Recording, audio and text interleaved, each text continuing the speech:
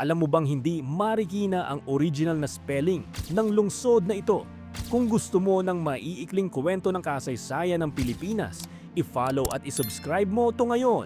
Noong panahon ng Kastila, makikita sa mga lumang mapa ang lugar na tinatawag na Marikina. Ito ang Spanish-era spelling ng bayan na nabuo sa tabi ng ilog at mga unang pamayanan.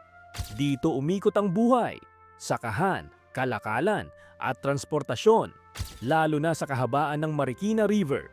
Ang nakakagulat, ang Marikina ay kalaunang ginawang Marikina, isang modernong Filipino spelling.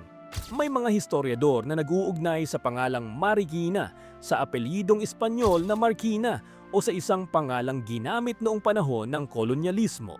Makikita ang Marikina sa mga lumang dokumento at tala mula sa panahon ng Kastila bago tuluyang maging Marikina sa opisyal na gamit.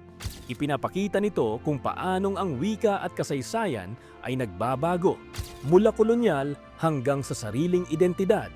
Alam mo ba ang ibang lugar na may lumang pangalan na nagbago sa paglipas ng panahon? Salamat sa panonood.